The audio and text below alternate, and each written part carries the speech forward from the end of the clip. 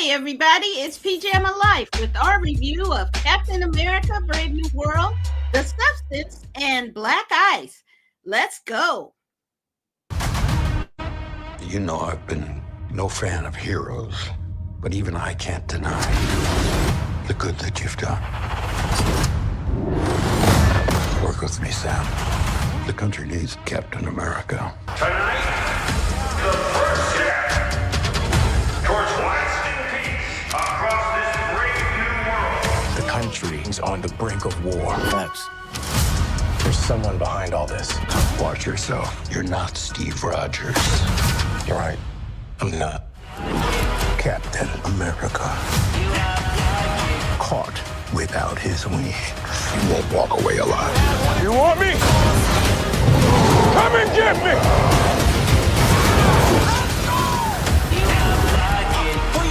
Make sure the suit's ready. Tell me I don't make your old gear look brand new. Who's saying that? Everybody. Everybody is saying that. We're back. It's Pajama with Pajama Life, and today with my guys here, these two codgers. David, say hi to the people. Hey, everybody. Great to be with you tonight. Codger, I resemble that remark. Thanks for tuning in with us. I can't wait to talk to you about these programs. And this guy over here, our guru of all things Tolkien. Say hey to the people, Patrick. You know, I'm going to second David's thoughts on this. Why are we codgers? You are just as old as all of us. What does that make you? I don't understand. There's I'm a young hottie. That's what makes it. A lot of mud getting flung here. I'm a hot shiska dipped in chocolate sauce, baby. That's what I am. Sure, let's go with that. Sure. I'm not sure what any of that words meant, but sure, let's go with it. Yeah, hey everybody, glad to see you here. Glad to talk about some great stuff. Hey. All right, so Captain America. Patrick, you're our Marvel guru.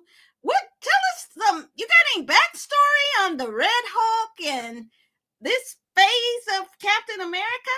You know, I'm really interested. There's a lot of things, you know, I did do the disservice to myself about reading reviews before I went to that. And the reviews were not that great. But I thought the movie was actually really well done.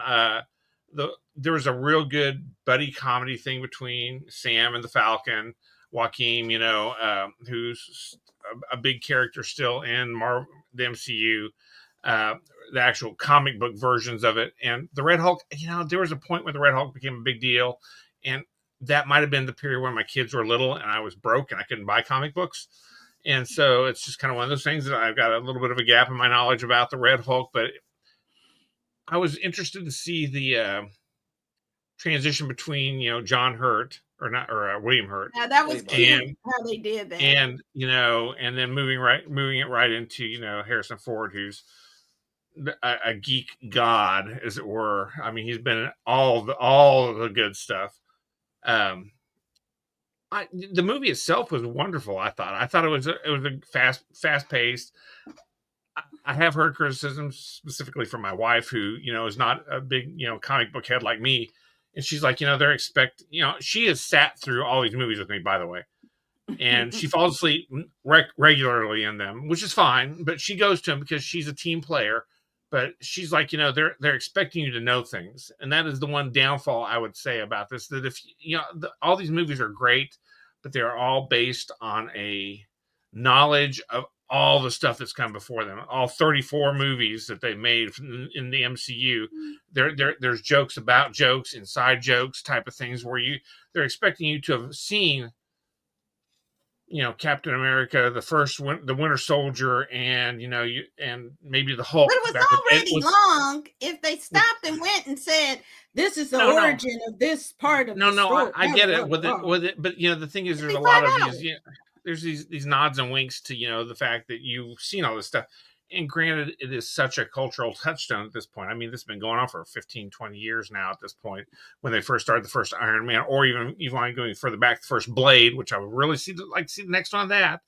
But there's a lot of stuff coming through this where, you know, that's the one drawback to any of these Marvel movies now, is that there is a vocabulary that is built into it. If you've seen the stuff, it's more enjoyable. If you were a fan of it and you watched it enough that you've seen and internalized some of these jokes. So that's the only thing. That's my only negative comment. The rest of it was really good, fast moving, good buddy comedy type of stuff. Special effects are solid.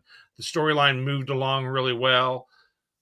The good guy won at the end. There you go. I did like to see that, and it was good. I would recommend it. Okay, I got some thoughts on it, but I'll let David take it. David, what you think? I think this was probably, and I was trying to go back and think about the most recent grouping of Marvel movies.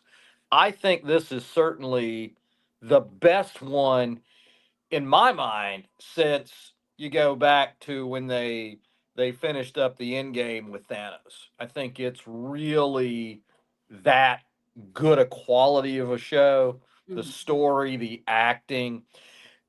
Pat's comment about how you bring people into this, though, I think there is a certain point in this where, man, if you didn't watch Falcon and the Winter Soldier, if you didn't know these other Captain America pieces or the Hulk way back, Way back. Now, ironically, my wife Meg went to the movies with me to see this one as well. The one Marvel movie that she knows and really likes is actually that Hulk. So the fact that there was a callback to that movie, she was paid more attention to this one than she would any of them. So I thought that was kind of funny.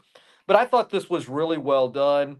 But if you didn't see, I don't think you could appreciate the characters and the impact of the story as well without seeing the Falcon and Winter Soldier. And I think that's a negative to this.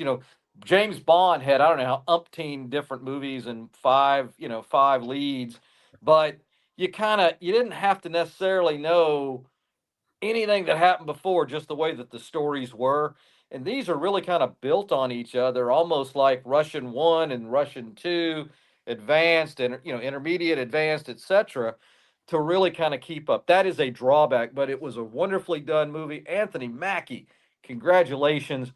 You led this one wonderfully. I thought Harrison Ford did a fine job. Would have liked to have seen more of Liv Tyler and her character in this. I think that was that's my only real weakness. I think it would have been neat to have seen her in more, to see her a little bit more, maybe in one of those final battle scenes there, not as a spoiler for folks. But yeah, this was a good movie, and congratulations, Marvel. I think you really kind of came back and brought it to a higher level than you had, in my mind, recently. And I agree with you, David, that this movie was a solid movie for the past kind of series of movies, which some have been duds. I mean, just frankly, just duds. Yeah. Was that the Doctor Strange and the Multiverse of Madness? I'm talking to you. And it's well acted, well presented. I have a couple of issues with it. Okay, so this doesn't take away my enjoyment of it, but it doesn't lead me to be over the top either. My first thing is, in the marketing, too much was made on the Red Hulk and Harrison Ford. I mean, if you look at the posters, Anthony Mackie isn't even the main central person in a lot of these posters. That's a problem for me.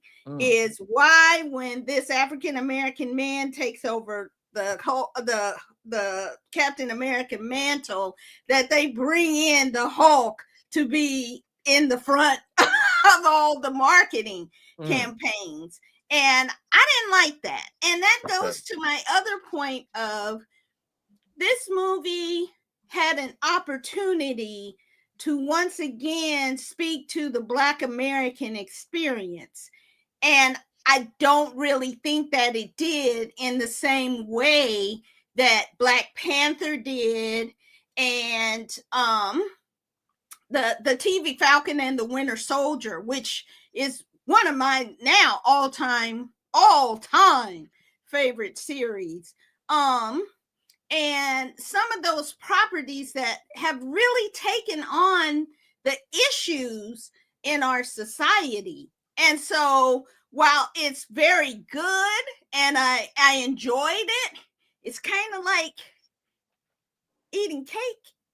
It tastes good, but then if it's too sweet, kind of leaves your stomach a little sick. So I kind of felt it was too, and I get it, but I also wanted to see some more about what it's reflecting in America right now. Although anything with Giancarlo Esposito in it, Moss gets me a Gus. vote, because my dude is amazing. But it was such a minimal role. That was a waste, I felt. But even that I like to see small it. I like to bit, see him in things, but it was just like, what was the point? I loved it. I wanted to see more of him. Liv Tyler, I mean, you got to go back a ways for her. But see, that to me then also spent more time on Harrison Ford's character versus Anthony Mackie's character. Yeah. So there is a great kind of surprise in the movie. But when you talk about timeline issues and continuity, I don't know how it's going to work in the future. I'm not going to say what it is, but I got questions. So I thought that Captain America, Brave New World, I hope Anthony Mackie keeps on. I hope they bring back Ryan Coogler, or the young man who wrote the Falcon and the Winter Soldier series, to do the next Captain America movie. And I think that will kind of bring in some of the ideas that I wanted to see as a Black American woman. Okay, but go see it. It's great. It's great. Go see it. Plus support Anthony Mackie as Captain America. Mm-hmm. He's wonderful with his fine self. Anywho, all right. Next up is shoot. Oh, this is a tricky one to watch. The Substance with Demi Moore. Let's take a peek. Have you ever dreamt of a better version of yourself? Younger, more beautiful, more perfect.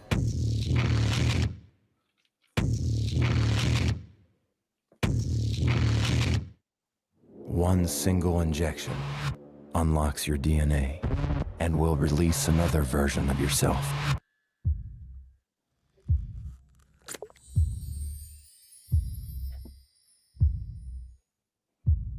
This is The Substance.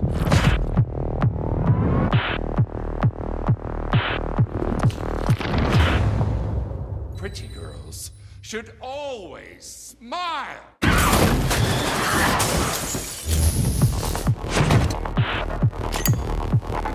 fine.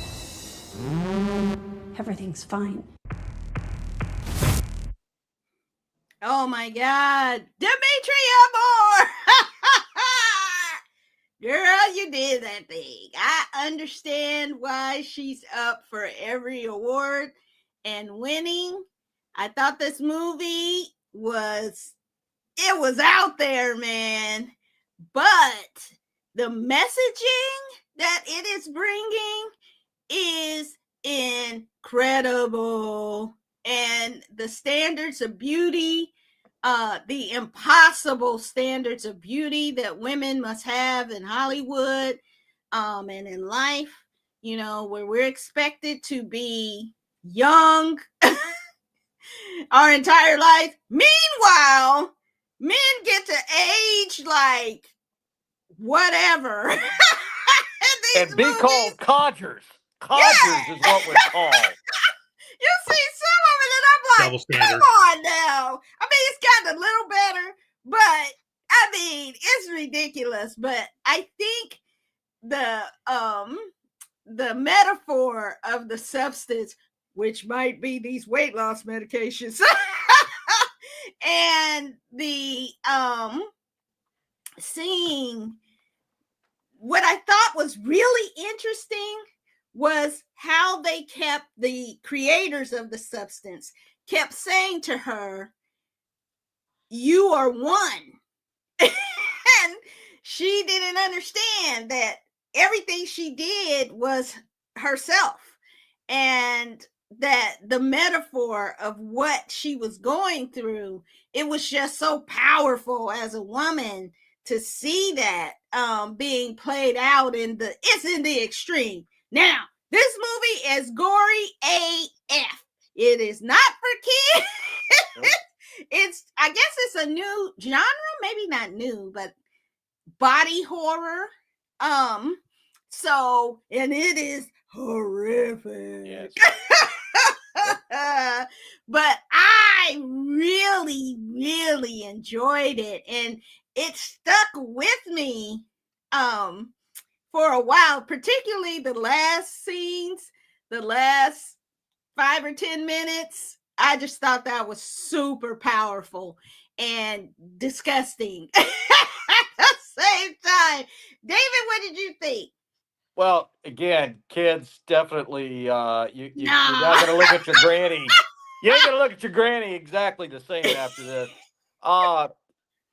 It's a really well done film. It certainly is thought provoking and addresses the issues that Pam, the Pajama, has mentioned here. I think in a very good way to address some of the challenges with with the beauty, the double standards and the requirements and the youth culture and such. Really strong performances by everybody in this. But yeah, it is definitely gratuitously gory and graphic in some ways. But on a good note, if you ever felt compelled to volunteer at an assisted living or nursing home, you're going to feel a lot better about going and spending time there after seeing this movie, because the real life things aren't going to be nearly as day in and day out as nasty looking as what you saw in moments there. It's bad. It's really bad, but it ain't as bad as this movie. Just saying. But that's the point, is it's over the top because what women have had to put themselves through is over the top. Yeah. So, Pat, what did you think? Well, I watched this last. Oh, stop it! I watched this last night, and this was surprisingly refreshing. I mean, it was nothing like what I was kind of expecting. Incredible commentary upon the youth culture. Yeah. It was definitely a mix of The Fly meets Death Becomes Her. Is what I felt like. That's what I thought too. That's good. And I was like, there was a nice mix of the ridiculous with the horrific at the same time. Yeah. And if you want to talk about Nepo babies, Mark Qualley earned it. She may be a Nepo baby, but man, she is for real. Who's her parent? Andy McDowell. It's her mom. Yeah. Oh, yeah. Look at her. I mean, you can look at her and you see it now that you think about it. Now that you know it. Yeah. You're like, you'll never be. That You're never beautiful going to hair be. Those eyes. You're never going to be yeah. able to unsee it. But so I was just like, wow. And I mean, just the way they shot this was really affecting, because the first like 10 minutes of when Elizabeth Sparkles gets fired, the whole Dennis Quaid, just the weird. I hate to see him as a villain now. Eating food, just his mouth, focused just on his mouth and stuff. I mean, there was a lot of really forcing your face into the uncomfortable right up front, because it's just going to get worse. And it did throughout that movie. And it was just,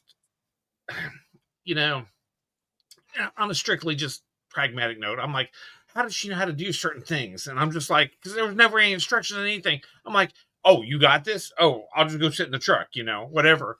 But it just, that was kind of weird. But overall, I mean, it was very thought provoking about the state of beauty, as it were. And, you look at certain celebrities and what they've done to try to maintain that, and you could see how that could happen. The Madonnas, the Courtney Cox. What's her name? Melanie Griffith. Who's a Yeah, beautiful young woman. Melanie Griffith, Oh my God. Madonna, Courtney Cox looks unrecognizable almost at this point. Yeah. I mean, Well, Madonna, she got some new work done and she looks beautiful right now. But a Whatever. minute there, she was looking crazy. I mean, she's in her upper 50s, if not early 60s. I'm like, come She's on, in her you're early not 60s. Yeah. you're not 28 anymore. Okay, just calm Yeah. down and just Oh no, that understand where you booty live. is rocking though. Her body is still great. Well, if I can tell you, I But would isn't look. that crazy when you I mean, think the about? thing is, like you look at some of the male actors, they do it too. I mean, Oh yeah. Hugh Jackman is my poster child for someone who don't look a minute over 20 something, but the dude's 50 something, and he is shredded like a Julian Fry. I'm telling you what, the dude's got I it. mean, he I'm saying. punishes himself. I mean, what's his But name? that's what Arnold that's Schwarzenegger's had that's a lot what of work. that's exactly And what all these people have to go through. The thing is though, if your job was 24/7, if your job was not to go to work, but your job was to go to the gym every 8 hours a day, and you had someone who made the right meals for you and stuff. Shit, yeah, we can all look like that. I mean, the thing is, it's unrealistic at the same time, for people to think they can't age, because that's the one thing you can't affect. You can't affect time. Your body's going to age how your body's going to age. And this movie really did a great job of addressing that and how people try to game the system, as it were, and it never works out great. And in this movie, spoiler, it doesn't end out great. Just saying. It doesn't. But here's the thing, which is a powerful point that it makes too, is that she was complicit in the whole thing. Oh yeah, Even absolutely. All the terrible stuff that happened, it was she always had a her point where she could stop, and she was like, "Yeah, but nah, I'm gonna do it one more time." So it becomes this awful addiction too. Right. But I think she was perfectly cast because both of them. Both of them. She's had a significant amount of work done. I mean, it's beautiful, but she has. If you go back to St. Elmo's Fire and look at look at the St. Elmo's Fire, Demi Moore versus the this show, Margaret Qualley.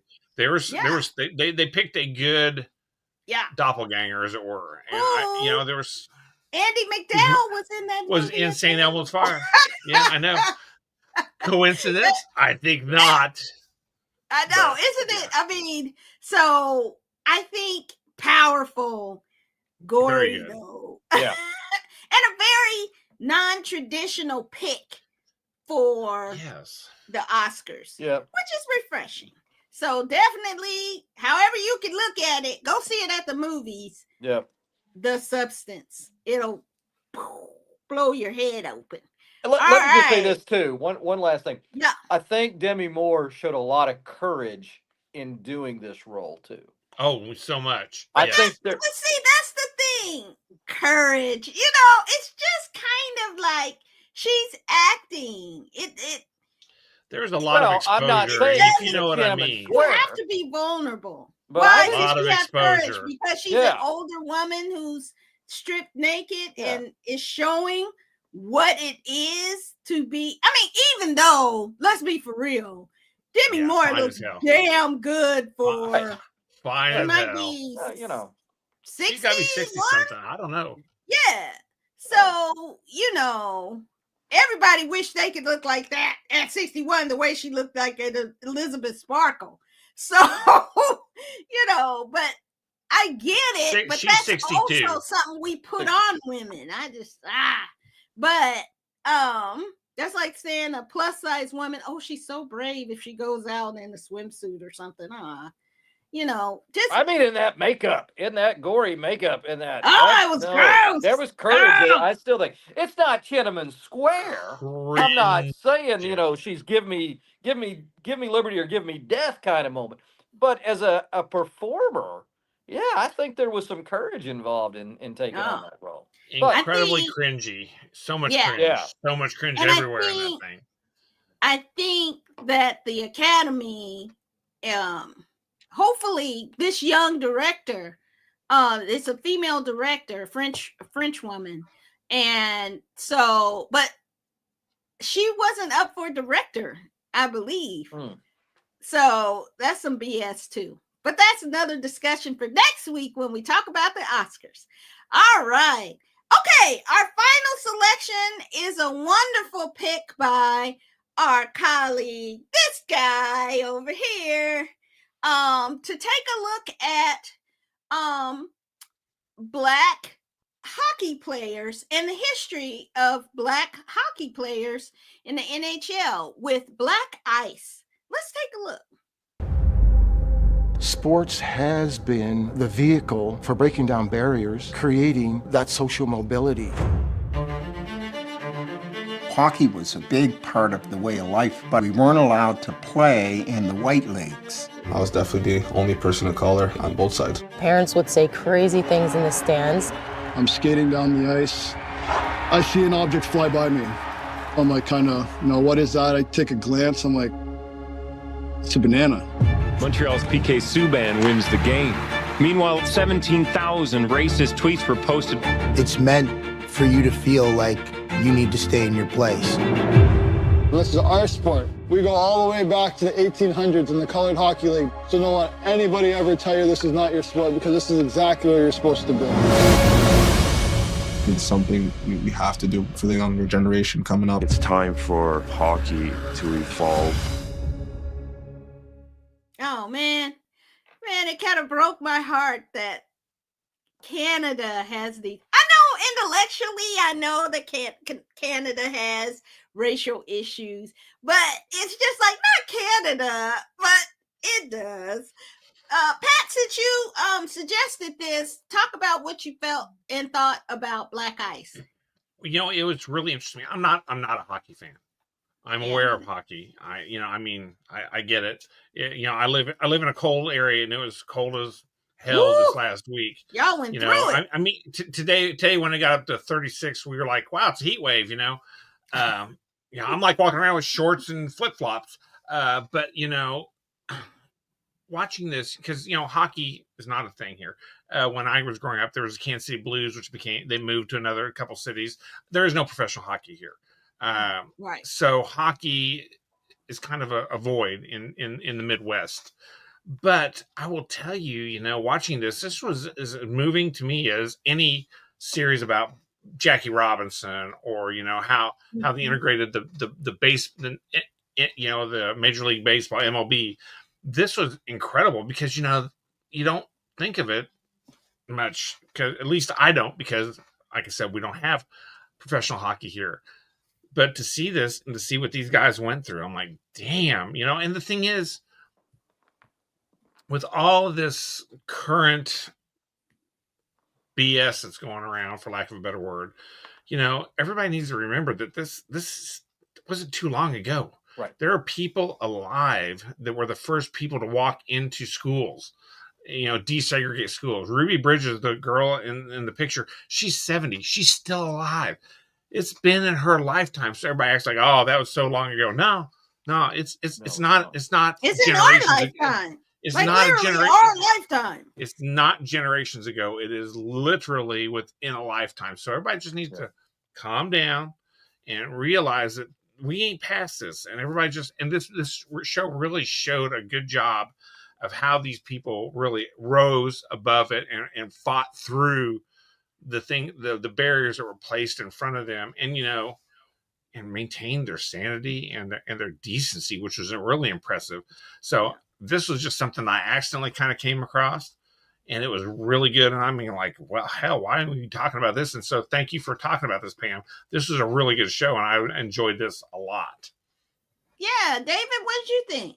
Well, very moving. I have to say, as a genre, documentaries are just such an excellent way to talk about sports. Because it will bring in the human element that captures us in many ways. And if you follow a team and you know who the players are and such, you'll really care about them on or off the ice. And I think when we see sports in this is an opportunity that really allows us to address a lot of issues in society. But yeah, kudos. I'm so glad we watched this. It isn't that long ago. The thought that people are treated badly Well, it's horrific and humbling. And let's think about these three words and these three dangerous words here that this film and others that we've talked about uh, wants to kind of bring in and all inclusive. I'll take it out of order here for a minute. Inclusive. Try to make sure there's a place for everybody at the table, that everybody's got an opportunity, and that they're not based on some preconceived notions dismissed or denied an opportunity. Inclusive. That's a great word. Diverse. Diversity. People are different. And we're different in a lot of different ways. We can make a list of them. And at the same time, we're asking this big question, who's my neighbor? And at the point you realize who our neighbors truly are, yes, we're different and we're the same at the same time. And it's this wonderful thing. But you've got to be open and embrace diversity and being equitable, giving people the opportunities to compete on a level playing field. So these terms, diversity, equity, inclusion, oh my, that's what we should all be striving for. That is a great thing. It's not something to hide from or discount.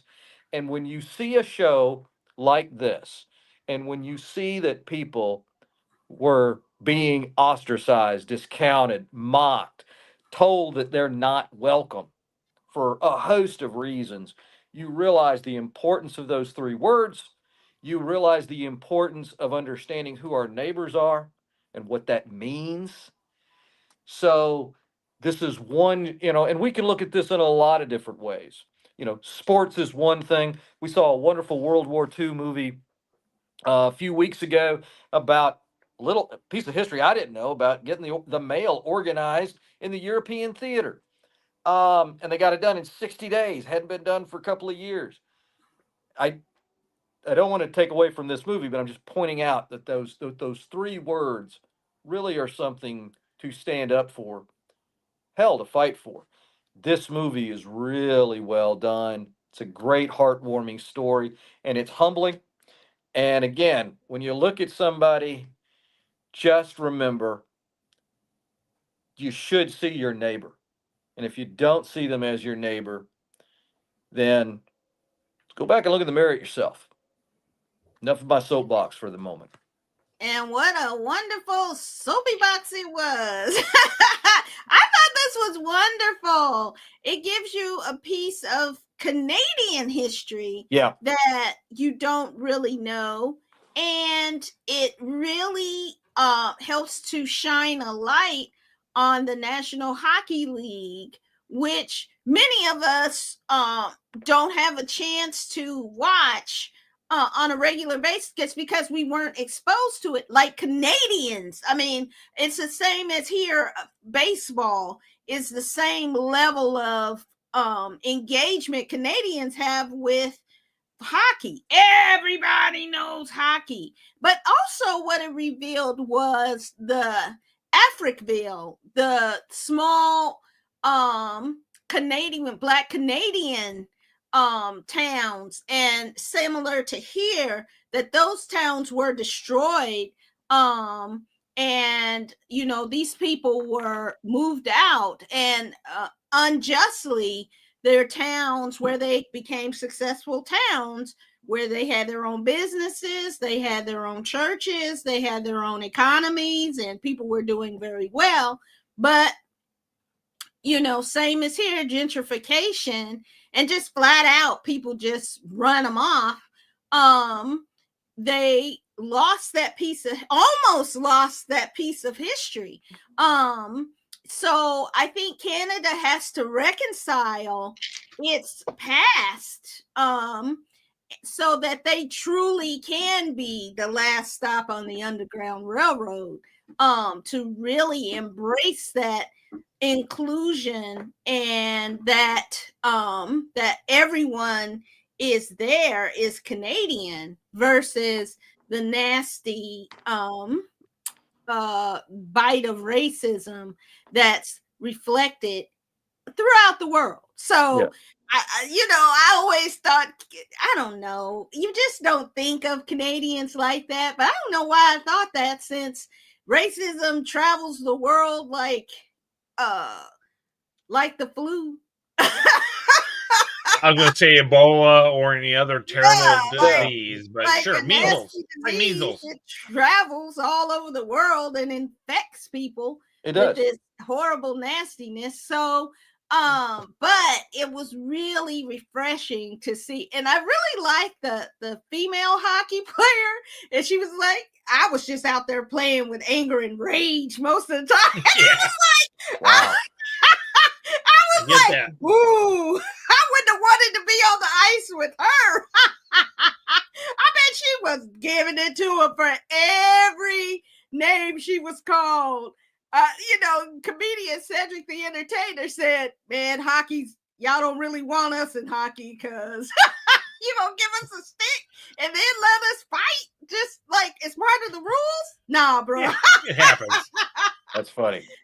That was funny. So definitely, you have a chance, check out this unknown piece of history everyone should be aware of, and Blacks in the National Hockey League and the Black experience in hockey. Watch Black Ice. All right. Well, that will do it for us this week.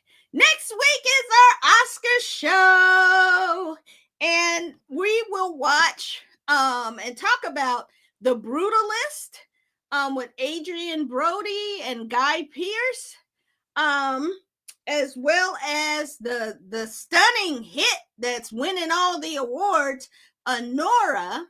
And I decided to switch it up a little bit. This one isn't up for an Oscar, but it's such an important piece of history to watch. Sly Lives, about Sly and the Family Stone and Sylvester Stewart, that's his real name. But Sly and his traverse through the music industry. So we will check that out, and that is on Hulu as well. So Patrick, say goodnight to the people. Good night to the people. Everybody have a great week. If you are anywhere in the Midwest, it's going to get warmer. Don't worry. The rest of y'all, they're maybe freezing your tukuses off.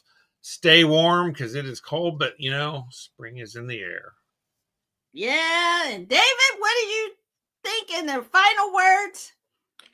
Well, I just want to thank everybody for joining us. Enjoy the movie. See something fun. See something that makes you think. See something that makes you laugh. See something that'll make you feel a little better as you go into the days. But hold the hands of those that you love and let them know how you feel. Enjoy this. We'll be back next week. See you at the movies. Hey, and we want you to definitely, one of those things to watch that'll make you put a smile on the face is us right here with these guys. I don't know why it's snowing, but it should be warm, and we give a warm shout out to everybody this week. We'll see you next time. Take care. Bye.